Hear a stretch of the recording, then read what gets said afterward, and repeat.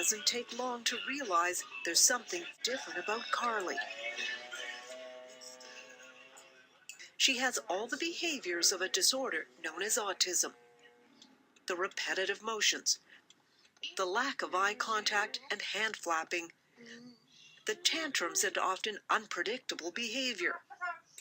What's worse, Carly, who's 13 years old, can't speak, making communication almost impossible with her family and her father, Arthur Fleischman.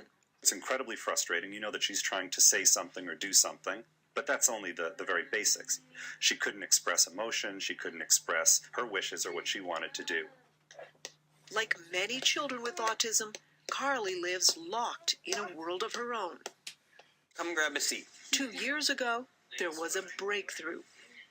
All around the house we had put written words, but we didn't know how much was going in. And then one day, Carly was working with her speech therapist, Barbara Nash Fenton, when she suddenly typed out the words hurt and tooth.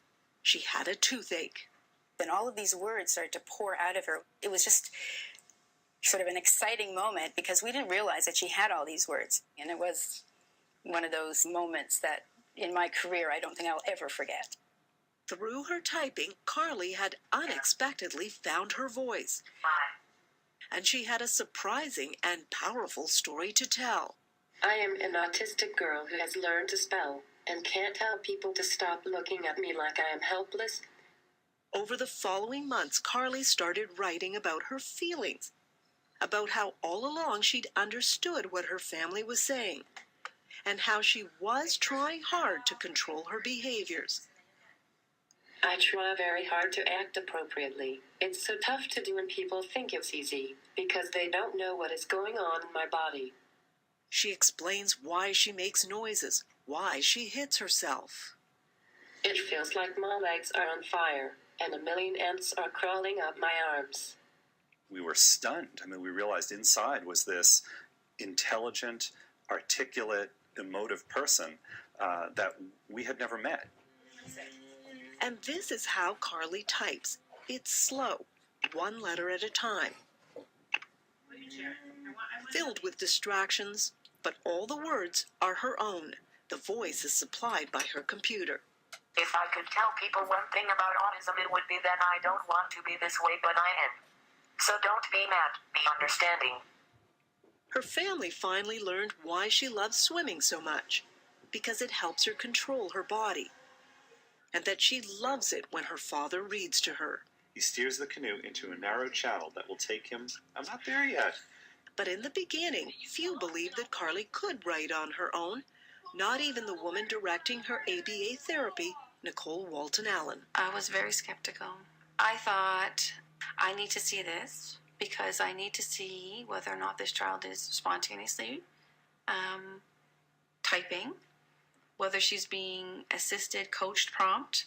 Carly herself bristles at the suggestion that she's being coached. I need to tell everyone that I don't have a hand at my butt to spell.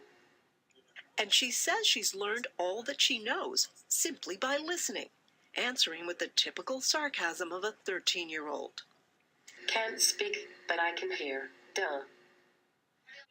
Now that she can type, Carly's self-esteem is soaring, and she's finding purpose to her life because she thinks her writing may help others with autism. I am 13 and autistic, but that is not who I am. Take time to know me before you judge me.